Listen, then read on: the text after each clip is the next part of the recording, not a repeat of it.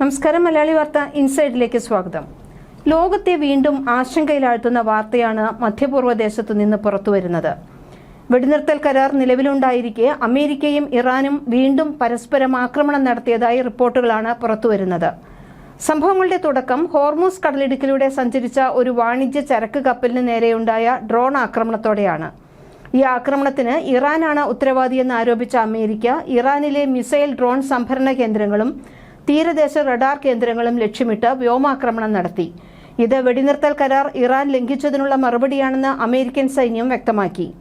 Hormuz കടലിടുക്കിൽ സഞ്ചരിക്കുകയായിരുന്ന ലേറിയ ഭീമൻ ചരക്കു കപ്പലിന് നേരെ 4 ഡ്രോണുകൾ ഇറാൻ തൊടുത്തുവെന്ന് US പ്രസിഡന്റ് ഡൊണാൾഡ് ട്രംപ് ആരോപിച്ചിരുന്നു. ഇറാന്റെ ആക്രമണത്തിൽ ഒരു ഡ്രോൺ കപ്പലിൽ പതിക്കുകയും കപ്പലിന് കേടുപാടുകൾ ഉണ്ടാകുകയും ചെയ്തു. മറ്റു 3 ഡ്രോണുകൾ തകർത്തെന്നും ട്രംപ് ട്രൂത്ത് സോഷ്യലിൽ പറഞ്ഞു. സിംഗപ്പൂർ പതാക ഘടിപ്പിച്ച ചരക്ക് കപ്പലിന് നേരെയാണ് ഇറാന്റെ ഡ്രോൺ ആക്രമണം ഉണ്ടായതെന്നാണ് സൂചന. ഒമാൻ തീരത്തെ ദാഹിദിന് തെക്ക് കിഴക്കായാണ് കപ്പലിനു നേരെ ആക്രമണമുണ്ടായതെന്നും കപ്പലിന് കേടുപാടുകൾ ഉണ്ടായെന്നും United Kingdom maritime trade operations അറിയിച്ചു. ഇറാൻ നൽകിയ റൂട്ടിലൂടെ അല്ലാതെ പോയാൽ ഇൻഷുറൻസോ സുരക്ഷാ ഗ്യാരണ്ടിയോ കിട്ടില്ലെന്നാണ് ഇറാന്റെ മുന്നറിയിപ്പ്.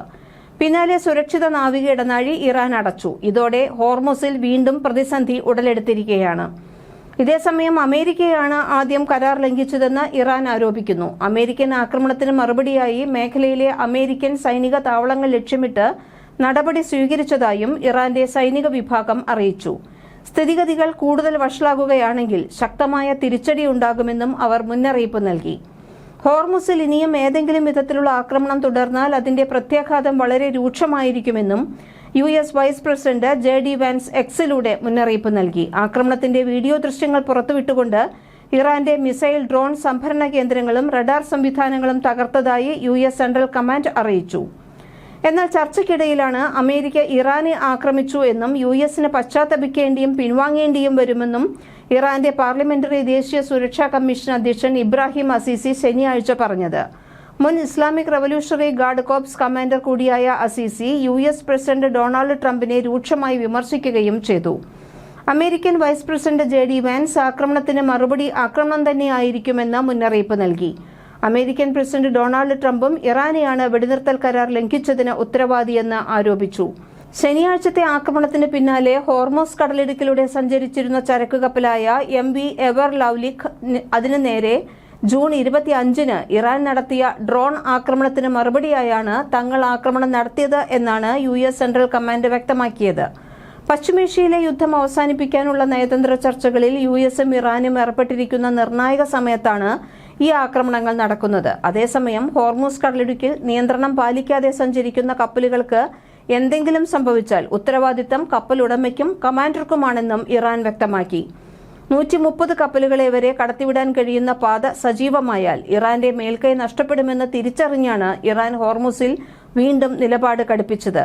അതിനിടെ ഹോർമുസിൽ സൈനിക സംഘർഷം അവസാനിപ്പിക്കാൻ അമേരിക്കയ്ക്കും ഇറാനും ഇടയിൽ നേരിട്ടുള്ള ആശയവിനിമയ സംവിധാനം നിലവിൽ വന്നിട്ടുണ്ട്.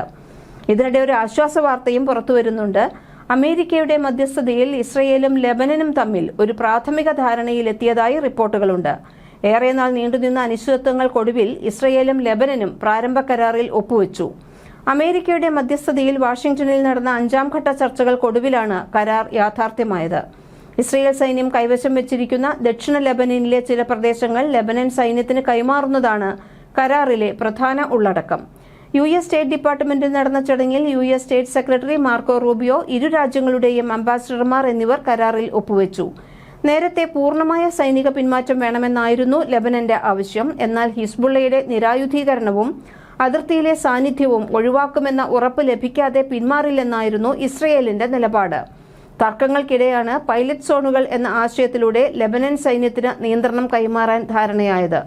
കരാർ പ്രകാരം ഇസ്രയേൽ സദേൺ ലെബനനിലെ 2 പ്രദേശങ്ങളിൽ നിന്നും പിന്മാറും.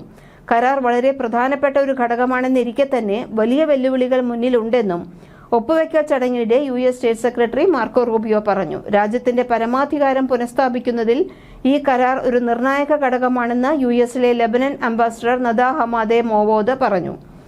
ഇറാനെ പിന്തുണച്ച് ഇസ്രയേലിനെതിരെ ഹിസ്ബുള്ള ആക്രമണം കടുപ്പിച്ചതിന് പിന്നാലെയാണ് ഇസ്രയേൽ കഴിഞ്ഞ മാർച്ചിൽ ലെബനനെതിരെ തിരിഞ്ഞത്. പിന്നീട് ഇരുപക്ഷവും തമ്മിൽ സംഘർഷം രൂക്ഷമാകുകയായിരുന്നു. തുടർന്ന് ലെബനനിൽ വെടിനിർത്തൽ കരാർ നടപ്പിലാക്കിയില്ലെങ്കിൽ അമേരിക്കയും ഇസ്രയേലും ഉൾപ്പെടുന്ന സംഘർഷം അവസാനിപ്പിക്കാനുള്ള ഒരു കരാറിനെയും തങ്ങൾ പിന്തുണയ്ക്കില്ലെന്ന് ഇറാൻ അറിയിച്ചിരുന്നു.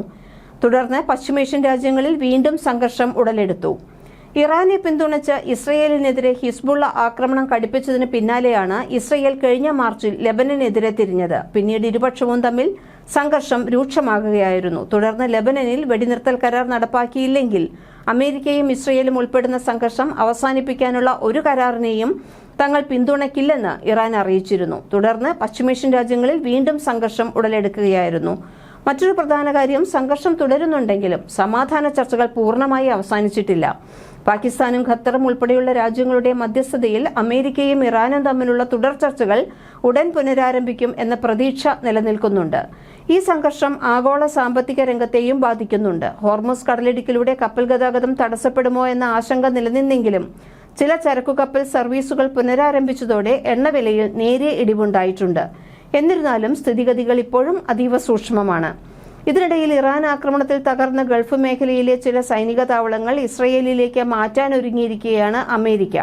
ബഹ്റൈനിലെ സൈനിക താവളം നവീകരിക്കുന്നതിനെക്കുറിച്ചും കുവൈറ്റിലും സൗദി അറേബ്യയിലുമുള്ള സൈനിക സാന്നിധ്യം അവസാനിപ്പിക്കുന്നതിനെക്കുറിച്ചും US പരിഗണിക്കുന്നതായി വാൾസ്ട്രീറ്റ് ജേർണൽ റിപ്പോർട്ട് ചെയ്യുന്നു. ഇത് ഇസ്രയേലിലേക്ക് മാറ്റാനാണ് അമേരിക്കയുടെ തീരുമാനമെന്നും റിപ്പോർട്ടിലുണ്ട്. ഫെബ്രുവരി അവസാനത്തിനും ജൂണിനും ഇടയിൽ ബഹ്റൈനിലെ US താവളം ഇറാൻ ആവർത്തിച്ച് ലക്ഷ്യമിട്ടിരുന്നു. ഇരു രാജ്യങ്ങളും തമ്മിൽ വെടിനിർത്തൽ കരാർ ഒപ്പിട്ടതിന് പിന്നാലെ വീണ്ടും അമേരിക്ക ഇറാനിയൻ കേന്ദ്രങ്ങളെയും ആക്രമിച്ചിട്ടുണ്ട്. ഹോർമസിലൂടെ കടന്നുപോയ ചരക്ക് കപ്പലിനെ ഇറാൻ ആക്രമിച്ചുവെന്ന് ആരോപിച്ചായിരുന്നു പുതിയ നടപടി. ആക്രമണം ആവർത്തിച്ചാൽ ശക്തമായ തിരിച്ചടിയുണ്ടാകുമെന്ന് IRGCയും മുന്നറിയിപ്പ് നൽകിയിട്ടുണ്ട്. വെടിനിർത്തൽ കരാർ നിലനിൽക്കുമ്പോഴും പരസ്പര ആക്രമണങ്ങൾ വീണ്ടും ആരംഭിച്ചതോടെ മധ്യപൂർവ്വദേശത്ത് അനിശ്ചിതത്വം വർദ്ധിച്ചിരിക്കുകയാണ്. അടുത്ത ഏതാനും ദിവസങ്ങളിലെ നയതന്ത്ര ചർച്ചകളാണ് ഈ സംഘർഷം വീണ്ടും വലിയ യുദ്ധത്തിലേക്ക് നീങ്ങുമോ അതോ സമാധാനത്തിലേക്കോ എന്നത് നിർണ്ണയിക്കുക. മലയാളി വാർത്ത ഇൻസൈഡ്.